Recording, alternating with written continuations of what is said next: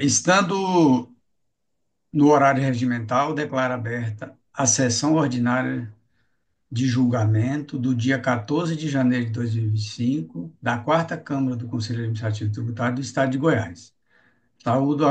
Cordialmente a senhora conselheira, os senhores conselheiros, representante fazendário, representante do sujeito passivo, a secretária e todas as demais pessoas que nos acompanham nesta sessão. Desejo a todos um bom dia e uma produtiva sessão de julgamento. Na pauta de hoje, nós temos três processos para julgamento. Em conformidade com o regimento interno do CAD, a ordem de julgamento dos processos obedece os seguintes critérios de prioridade: ordem de chegada dos advogados, processos em retorno e demais processos da pauta. Sendo assim, eu vou iniciar então pelos processos dos quais o doutor José Reis é o representante do sujeito passivo. Então, eu vou iniciar pelo item 1 da pauta, que é o PAT 4011-9022, 53-473, contendo recurso voluntário 0162 de 2025, que é recorrente Companhia M. Frias, sendo relator o conselheiro João de Moraes Júnior, representante do sujeito passivo, doutor José Reis, e representante fazendário, o doutor Wilson Pereira da Silva. Estando em condições, eu peço ao relator que profira seu relatório, por gentileza.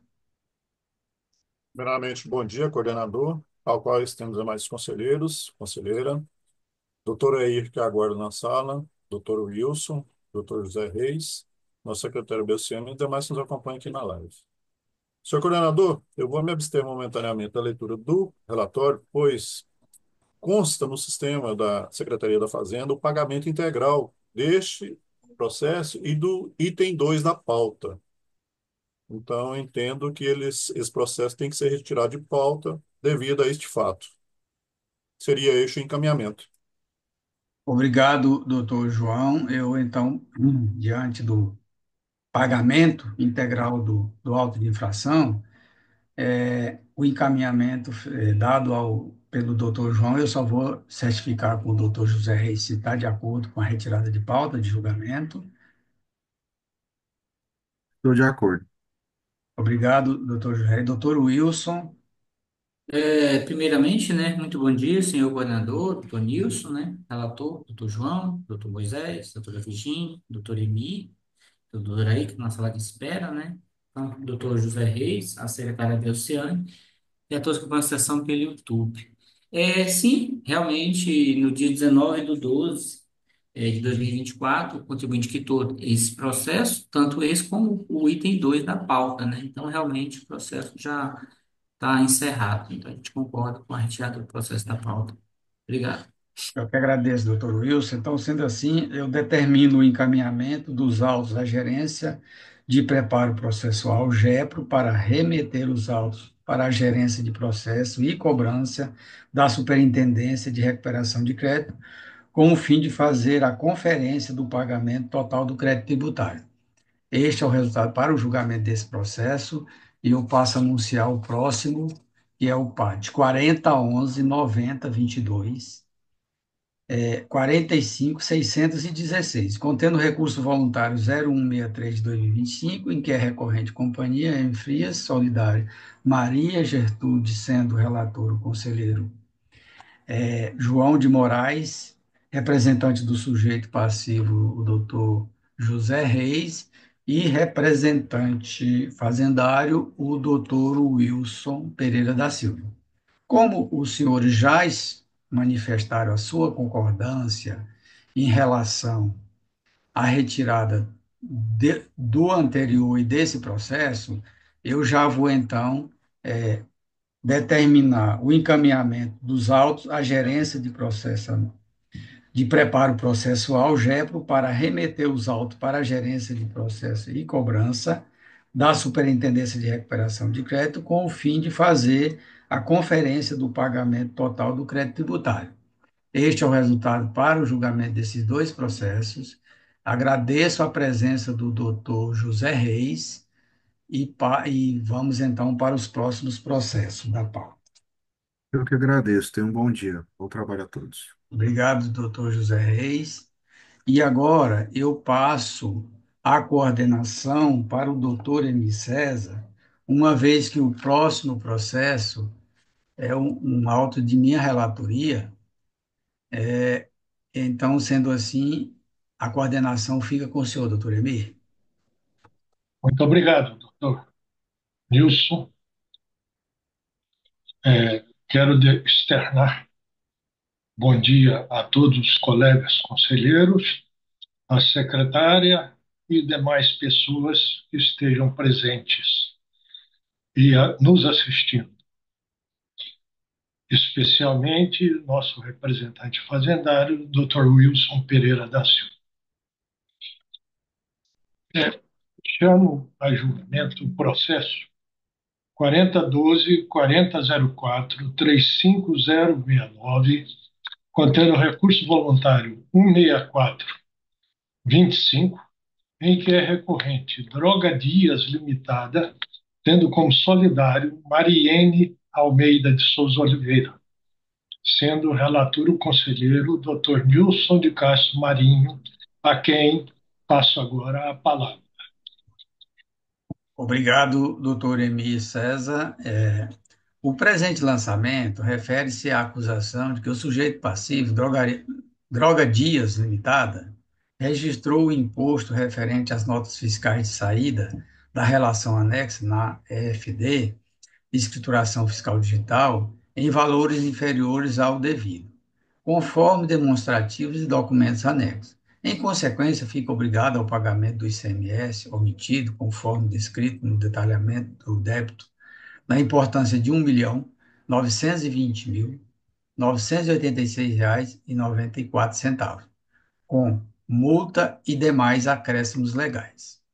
Aponta como dispositivo legal infringido o artigo 64 da Lei 11.651, combinado com o artigo 316, inciso 4, letra C, do Decreto 4.852, proposta a penalidade prevista no artigo 71, inciso 3, letra E, da Lei 11.651, com redação da Lei 17.917 de 2012.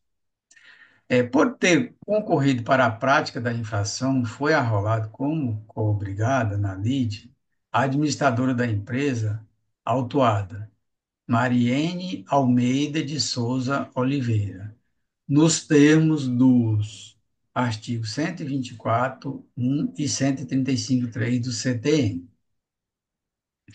O levantamento foi instruído com mídia digital, contendo todos os relatórios e demonstrativos que embasam a autuação, com cópia entregue ao polo passivo, relatório e informações dos arquivos EFDs utilizados em PDF, relatório e resumo mensal também em PDF, relatórios das diferenças por documento fiscal, ordem de serviços, comunicado, auditoria, alteração do contrato social que abrange o período autuado. Devidamente intimado, o sujeito passivo, por intermédio do seu representante legal constituído, interpôs impugnação em primeira instância, argui em preliminar a nulidade do lançamento por insegurança da determinação da infração, argumenta que a alíquota média apresentada pelo lançamento não se aplica à autuada em razão da atividade econômica desenvolvida de comercialização de medicamentos. Desta forma, há insegurança quanto ao agrupamento de produtos diversos no levantamento específico, sendo a alíquota distinta a apresentada e outras zeradas. Na sequência, alega que só tomou conhecimento das irregularidades narradas pelo auto de infração em tela quando do recebimento de notificação. Informa que tais irregularidades foram praticadas pelo seu profissional contábil anterior, não tendo a autuada incorrido em conduta dolosa. Quanto ao mérito, alega que, ao realizar a média para o cálculo do imposto não foi levado em conta os benefícios fiscais, tais como isenção, não incidência, redução da base de cálculo ou crédito otorgado na apuração do ICMS a recolher. Subsidiariamente, requer a aplicação da forma privilegiada prevista no parágrafo 8º do artigo 71 da Lei 11.651. Requer ainda o julgamento do presente processo com os de número. Eu vou falar só os finais aqui, porque são 5 autos. É o 730, o 297, o 398, o 991 e o 051 do CPF 02552-198, 1000 ao contrário, 41, por ter sido apresentados cálculos sobre períodos que aparecem em duplicidade nos anos de 2019 a 2022 e por estar presente a incidência de ICMS sobre transações de mercadorias realizadas entre matriz e filial, junto aos autos, mídia digital, pendrive, as folhas 28. Mediante a sentença número 2067 de 2024, o julgador de primeira instância negou o provimento, não acolheu a preliminar de nulidade arguida e, no mérito, declarou procedente o auto de infração em julgamento. No dia 16/8 de 2024, a representação da PGE junto ao CAT foi intimada da sentença singular. No dia 30/8 de 2024, a representação da Procuradoria-Geral do Estado, pela Procuradora do Estado signatário, com fulcro no artigo 63A da Lei 16.469, combinado com o artigo 7º da Portaria 352 da PGE, da ciência da sentença número 2067 de 2024, julgo, que declarou procedente o auto de infração às folhas 37 dos autos. Às folhas 44, foi lavrado o termo de perempção em face da solidária Mariene Almeida de Souza Oliveira. Devidamente intimado, o sujeito passivo retornou aos autos, juntamente com a coobrigada, para a apresentação de recurso voluntário.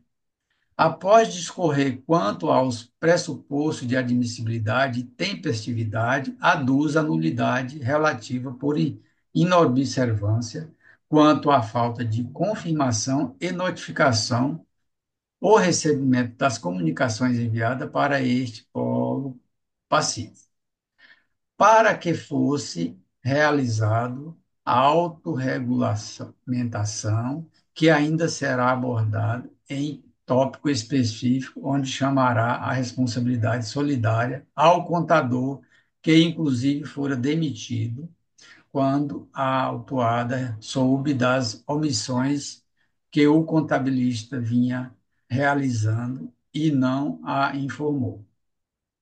Sendo assim, requer o conhecimento da preliminar arguida, visto que o prazo para a autuada realizar a autorregulamentação para o recolhimento das diferenças do ICMS, podendo assim ter a oportunidade de sanar as divergências conforme previsto no artigo 142-A da Lei 19.417 de 2016.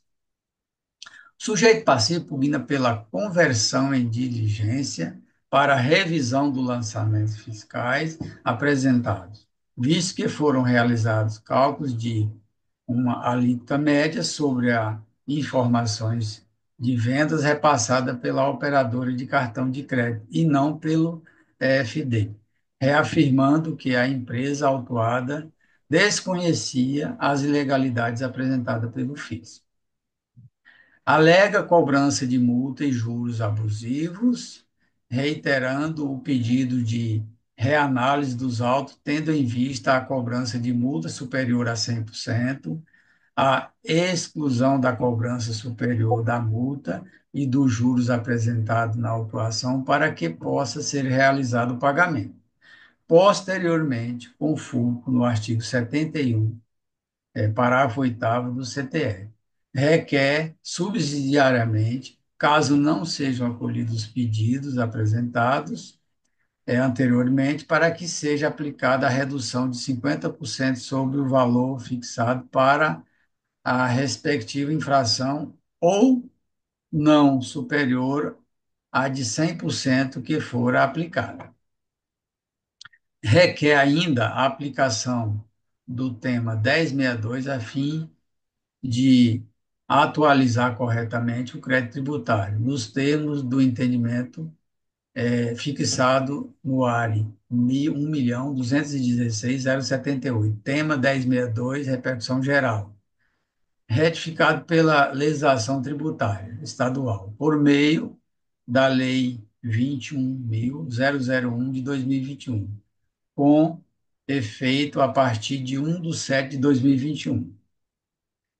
Diante do exposto e do que consta nos autos, requer seja acolhido e provido o presente recurso voluntário, para reformar a sentença de primeira instância e declarar as preliminares apresentadas, além da improcedência dos valores lançados, reconhecendo a abusividade das multas e os juros superiores à obrigação principal, sendo necessário o seu recálculo.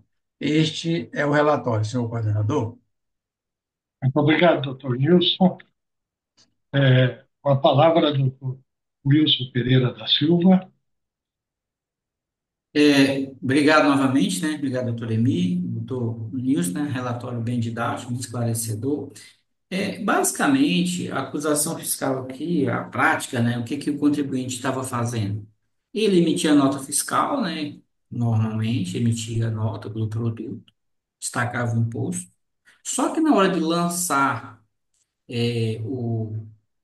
as notas fiscais na FD e lançava com ICMS a menor. As notas fiscais modelo 55, né, que substituía um, tinha destacado o valor do imposto, e o valor é menor. As notas fiscais do modelo 65, que é substituir a modelo 2 não, né? Ela não destaca o imposto, mas de qualquer forma, basta o contribuinte pegar o valor o produto e aplicar a alíquota própria, e aí seria o valor do imposto a ser lançado na FD. Só que o que ele fazia? Ele lançava com um valor a menor do que o devido. Na verdade, era isso. Ele emitia a nota corretamente, mas na hora de lançar na FD, ele lançava com ICMS menor. Obviamente, isso é fraude, né? A gente está falando de fraude. E assim, em momento algum, o sujeito passivo trouxe qualquer prova de erro nos levantamentos fiscais, né? Que possa ensejar a conversão do julgamento em diligência, né? Ele argumentou aqui que os cálculos estavam incorretos, que foram consideradas informações das operações das operadoras de cartão de crédito. Não foi considerado as informações das operadoras de cartão de crédito. Na verdade, foi pego as notas fiscais emitidas pelo próprio contribuinte e comparado com o valor que ele lançou na FD entregue pelo próprio contribuinte. Então, aí disso chegou-se à conclusão que ele estava lançando um valor menor. Portanto, não há qualquer motivo para converter o julgamento em diligência, tendo em vista que nada trouxe que possa refutar a acusação fiscal. Não há contra-levantamento, não apontou nenhum erro nos levantamentos fiscais, então não há qualquer motivo para converter o processo em diligência. O sujeito passivo também ele alegou nulidade sobre o argumento que deveria ter sido dado a oportunidade a ele de fazer a autorregularização. Mas aqui há um detalhe, né? A autorregularização ela só é permitida para quando não se inicia ação fiscal. Então, a autorregulação é permitida, sim, para as malhas fiscais, antes de que seja iniciada a ação fiscal. Se a gente olhar na mídia, lá na folha 6, que está na folha 6, a gente vai ver que tem uma notificação fiscal comunicando o sujeito pacífico que estava iniciada a ação fiscal. Portanto, quando iniciou-se a ação fiscal, não há que se falar em autorregularização, tá? Então, portanto, não há qualquer nulidade como mesmo aventou. Há também o pedido dele, assim, o argumento, né, de que a multa é confiscatória. Mas não, a multa, no caso, ela faz percentual de 100% do valor do imposto, né? A gente basta ver que, o valor da multa é exatamente o mesmo valor do imposto. Então, como ela é o mesmo valor do imposto, não há confisco, né? O próprio STF tem entendimento pacífico de que a multa só é confiscatória se exceder o valor do imposto. Como ela não excede, ela é exatamente o mesmo valor, não há que se falar em confisco e, portanto, não há qualquer motivo para reduzir a multa como solicitado pelo sujeito passivo. Em relação ao tema 1062, né, que ele até questionou, isso já vem sido aplicado em todos os autos de infração, desde 9/1/2024, todos os autos vêm sido, vem sido aplicado o tema 1062, né, até conforme a orientação do PGE. Então, esse é um assunto já superado e a gente entende que não há qualquer motivo para mudar o auto de infração, tendo visto que isso já está pacificado no âmbito do CART. O solidário, né, não há qualquer questionamento em relação ao solidário, tem enquadramento, já é de acordo com o artigo 124, inciso 1, combinado com o 105 3 do CPM, né? E aqui a gente só gostaria de colocar o seguinte, apesar de não há um pedido de exclusão do solidário, mas a gente só gostaria de dizer que o caso em comento é fraude. A gente está falando de fraude. Aqui tem senhores julgadores, tem contador aqui como conselheiro que sabe, né, que essa prática de lançar uma nota fiscal com valor diferente na FD, isso é fraude, né? Então, a gente está falando de é uma prática fraudulenta, então, por isso a gente entende que o administrador deve ser mantido, sim, no polo passivo, tá? E por isso, então, a gente pede, né, por isso tudo, que seja rejeitado de nulidade por insegurança, não há motivo para, não há qualquer nulidade, como a gente já colocou, né? Também rejeitado o pedido de diligência, e que seja mantida a sentença singular que julgou procedente o auto de infração. Só isso. Muito obrigado a todos. Muito obrigado, doutor Wilson. Nós não temos nesse julgamento o advogado representativo da parte do contribuinte. Então, portanto, vamos já para a fase de conferência. Não há necessidade de que doutor Wilson continue, porque ele já deu por encerrado sua argumentação. Em Bom dia, conferência, bom senhores, dia, obrigado, doutor Emílio. Bom dia a todos. Um feliz 2025, viu, doutor Wilson? Estou vendo pela primeira vez.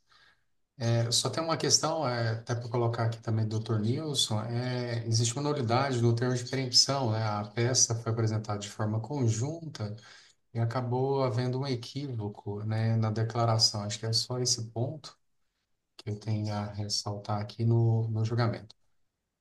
Muito obrigado a todos. Não, só um minuto. Sim, o termo de prescrição, na verdade, para mim está errado, né? O contribuinte, ele adentrou com corretamente no período, não há permissão do solidário, porque a peça é única, né?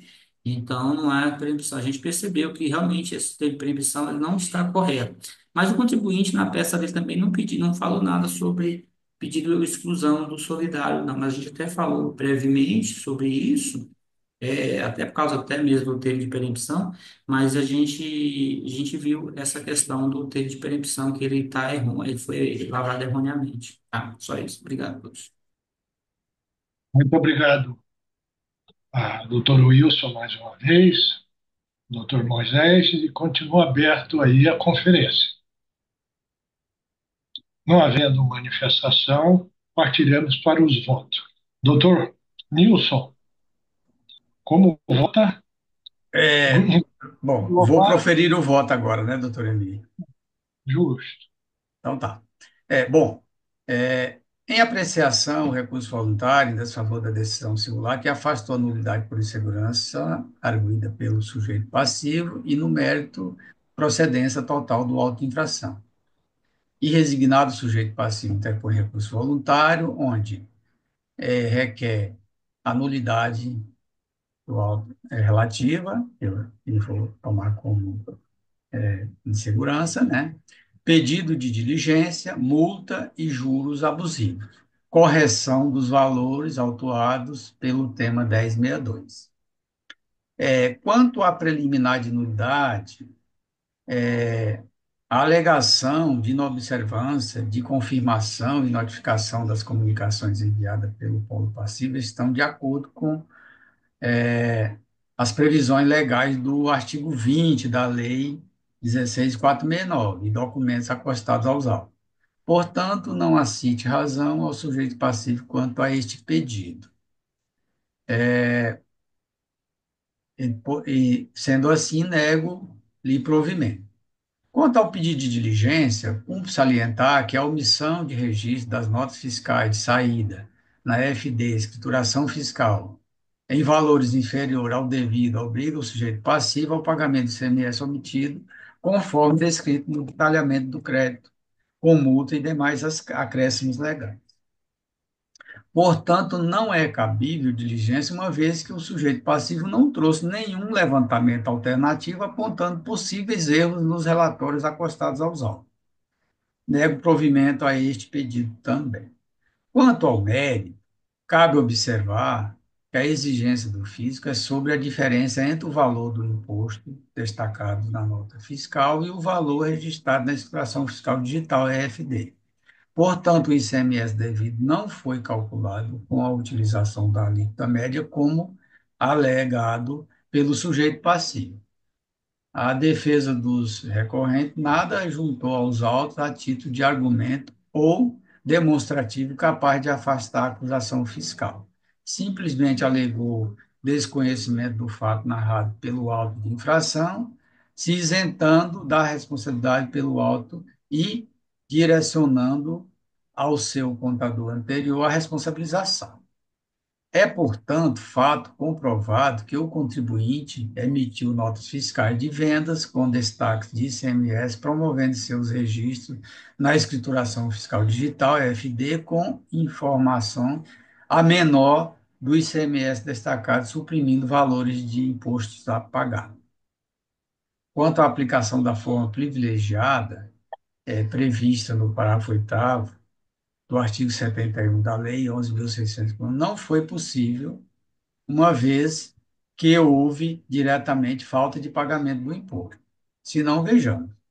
Parágrafo 8º. Quando da prática das irregularidades descritas nos incisos 5 ao 12 deste artigo, não resultar, ainda que diretamente, falta de pagamento de imposto, a multa aplicável corresponderá a 50% do valor fixado para a respectiva infração. Embora a defesa do recorrente alegue a ocorrência de duplicidade com outros autos de infração, nada carreou aos autos para provar sua alegação. Assim sendo, após minuciosa análise do lançamento, conclui-se que a defesa do contribuinte não trouxe aos autos qualquer prova que fosse capaz de lidir a prestação fiscal. Portanto, nego provimento ao recurso do contribuinte para manter o auto na sua integralidade. Quanto à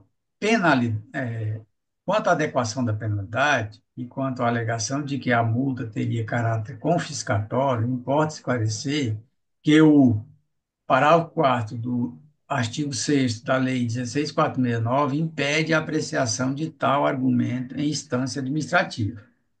Isto observar que a penalidade proposta do artigo 71, inciso 3, letra E, da Lei 11.651, foi limitada ao valor do tributo com a aplicação do parágrafo 11, inciso 1 do mesmo artigo, o que afasta, por si só, a confiscatoriedade da multa alegada pelo sujeito passivo e obrigado. Cumpre ressaltar que o julgador administrativo deve se ater ao controle de legalidade, uma vez que as questões que dizem respeito à constitucionalidade ou à legalidade do tributo frente ao ordenamento jurídico pátrio devem ser discutidas no âmbito do Poder Judiciário, dado a restrição imposta pelo legislador.